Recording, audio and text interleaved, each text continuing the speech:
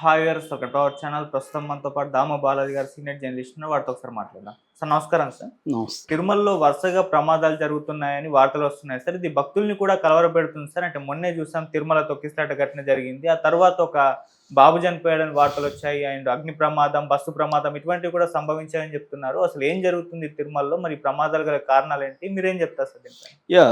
ఏకాదశి సందర్భంగా ఈ నెల 8న అక్కడ స్టాంపీడ్ తొక్కిసలాట జరిగింది. అందులో 6 మంది చనిపోయారు, 40 మందికి పైన గాయాలైనాయి. అది ఎంత సంచలనం రేపిందో చూసాము. దానికి సంబంధించి కొంతమంది మీద చంద్రబాబు ప్రభుత్వం చర్యలు కూడా తీసుకుంది. ఇద్దరిని సస్పెండ్ చేసింది, ముగ్గురిని ట్రాన్స్ఫర్ చేసింది. సో దానికి సంబంధించి పవన్ కళ్యాణ్ సారీ చెప్పాడు. ఆ తర్వాత టీటీడీ చైర్మన్ బిఆర్ నాయుడు కూడా సారీ చెప్పాడు. సో అది మర్చిపోక ముందే ఒక లడ్డు కౌంటర్లో అగ్ని ప్రమాదం చోటు చేసుకుంది. భయంతో పరుగులు తీశారు భక్తులు, ఆ కౌంటర్లో ఉన్నోళ్ళు. కాకపోతే అది విస్తరించకుండా ఇమ్మీడియట్గా ఆపగలిగారు. దాని తర్వాత ఒక బస్సు ప్రమాదం జరిగింది. అది కూడా బస్సు కొంతమంది గాయాలైనా తప్ప కొద్దిగా ఏంటే ఆ వాలు స్ట్రాంగ్గా ఉంది కాబట్టి కింద లోయలో పడలేదు, లేకపోతే లోయలో పడే పరిస్థితి ఉంది. దాని తర్వాత 2 స్కాములు బయటకు వచ్చాయి. ఒకటి 300 దర్శనం టికెట్ స్కాము. దాదాపు 11 మందికి బెంగళూరులో 19,000 వర్త్ ఉన్న టికెట్స్ అమ్మారని చెప్పి 5 మంది మీద కేసులు పెట్టారు.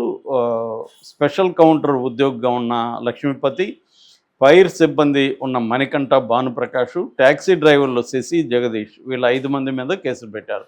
అంటే కొంతమంది తిరుమలలో అమ్మారు, కొంతమంది చెన్నైలో, ఈ జగదీష్ అనే వ్యక్తి చెన్నైలో కూడా ఈ టికెట్లు అమ్మినట్టుగా. నిజానికి ఇది కొత్త విషయం కాదు, ఎప్పటి నుంచో జరుగుతూ ఉంది. ఇది ఇప్పుడు ఒక బయటపడినట్టుగా మనకు అర్థమవుతుంది. ఇక మూడవ అంశం గోల్డ్ బిస్కెట్ల దొంగతనం. మామూలుగా మనకి హుండీలో గోల్డ్ బిస్కెట్లు, గోల్డ్ ఆభరణాలు, వెండి ఇవన్నీ కూడా వేస్తుంటారు. అవన్నీ కూడా పరకామణిలో దాన్ని సెగ్రిగేట్ చేసి, దాన్ని కౌంట్ చేసి, దాన్ని వర్త్ ఎంత ఉండొచ్చు అవన్నీ కూడా లెక్కేసి రాసి దాన్ని స్టోర్ రూమ్లో ఉంచుతారు. అక్కడ మొన్న ఏమైందంటే, ఈ ట్రాలీ ఉంటుంది కదా, చెత్త తీసుకెళ్ళి ట్రాలీ పైపుల్లో 100 గ్రాముల బంగారు గోల్డ్ బిస్కెట్లు దొరికాయి విజిలెన్స్ వాళ్ళకి. దాన్ని ఆరాధిస్తే గత కొంతకాలంగా ఒక వ్యక్తి వీరిశెట్టి పెంచులయ్య అని తిరుపతికి చెందిన వ్యక్తి, ఆయన్ని పట్టుకున్నారు. ఆయనే చేశాడని ఆయన విచారిస్తే 46 లక్షల వర్తున్న ఆభరణాలని అతను ఇప్పటివరకు దొంగిలించాడు, ఎప్పటి నుంచో చేస్తున్నాడు. అంటే తిరుమల పరకామణి లాంటి ప్లేస్ నుంచి 46 లక్షల వర్తున్న గోల్డ్ని ఎలా అతను స్మగ్లింగ్ చేయగలిగాడు అనేది ఇవాళ పెద్ద ఎత్తున చర్చ వస్తుంది. అది ఏంటంటే 100 గ్రాముల బంగారు బిస్కెట్లు ఒకసారి, 555 గ్రాముల బంగారు బిస్కెట్లు ఒకసారి, 100 గ్రాముల ఆభరణాలు, 157 గ్రాముల వెండి, ఇవి ఇప్పటివరకు అతను స్మగ్లింగ్ చేసినట్టుగా పోలీసుల ముందు కనిపిస్తాడు. ఇది సంచలనం సృష్టిస్తుంది. ఎందుకంటే పరకామణిలోనే ఇలాంటి చోరీ సాధ్యమైందంటే, అతను యాక్చువల్గా యూనియన్ బ్యాంకులో కాంట్రాక్ట్ ఎంప్లాయీ. అతను 2 ఏళ్ళ నుంచి పరకామణిలో పనిచేస్తున్నాడు. అతనికి డబ్బు ఆశ పుట్టి ఇలా చేసింది. ఇది కూడా ఫస్ట్ టైం అయితే కాదు. అంటే ఈ స్కాములు అనేవి ఫస్ట్ టైం కాదు, ప్రతి గవర్నమెంట్లో జరుగుతూనే ఉంటాయి. దొరికినవాడు దొంగ అన్నట్టుగా దొరికినప్పుడే ఈ వార్తలు బయటకు వస్తూ ఉంటాయి. సో ఇది మర్చిపోకముందే లేటెస్ట్గా ఒక చిన్న బాబు ప్రమాదవశాత్తు చనిపోయాడు. కడప చిన్న చౌక్కి సంబంధించిన శ్రీనివాసులు, కృష్ణమేన దంపతులు తమ ఫ్యామిలీకి సంబంధించి అక్కడ వాళ్ళు టోకన్స్ తీసుకున్నారు. 13వ తేదీ టోకన్స్ తీసుకుంటే వాళ్ళకి 16వ తేదీ దర్శనానికి ఆ టోకన్స్ అనుమతి లభించింది. వాళ్ళు 15వ తేదీ అక్కడికి వెళ్ళి అక్కడ ఆర్టీసీ బస్ స్టాండ్, తిరుమల దగ్గర ఆర్టీసీ బస్ స్టాండ్ దగ్గర పద్మనాభ నిలయంలో వాళ్ళకి లాకర్ ఫెసిలిటీ అవి ఇచ్చారు.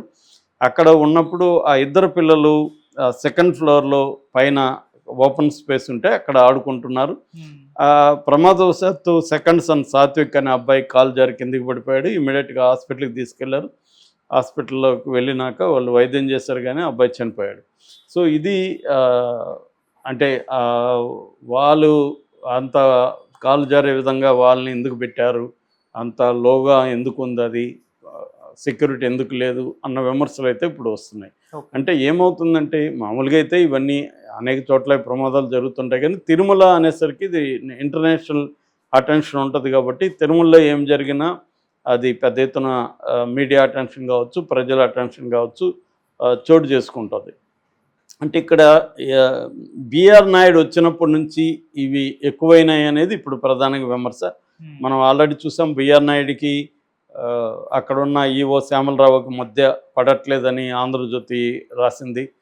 ఎడిటోరియల్ ఆయన కొత్త పలుకులో కూడా డీటెయిల్గా రాశాడు.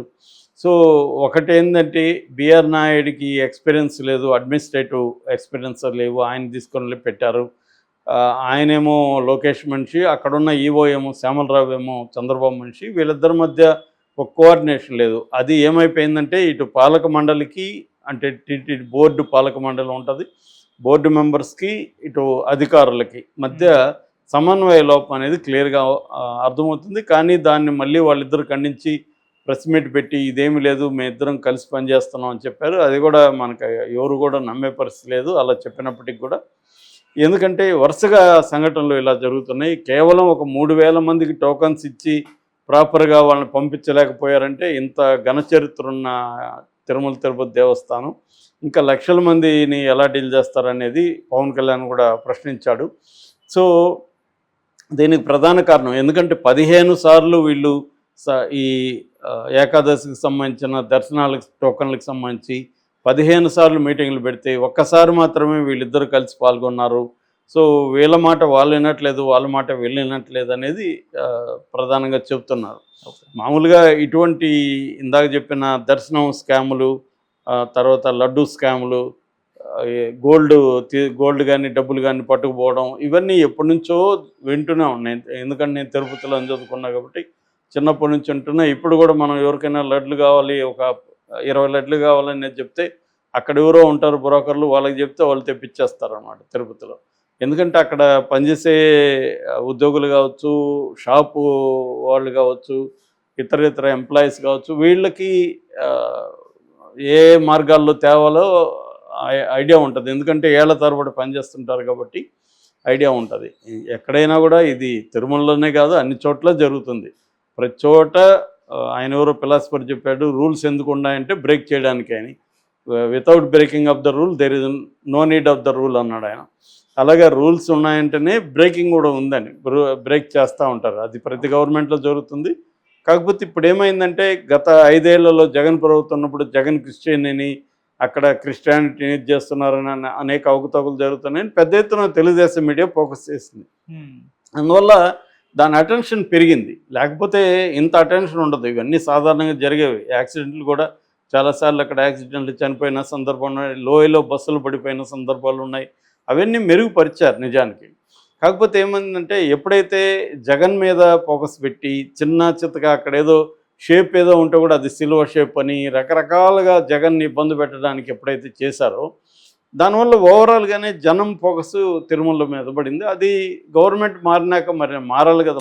మొన్న లడ్డు విషయానికి సంబంధించి ఎంత పెద్ద గొడవ చంద్రబాబు స్టార్ట్ చేశాడో మనం చూసాము.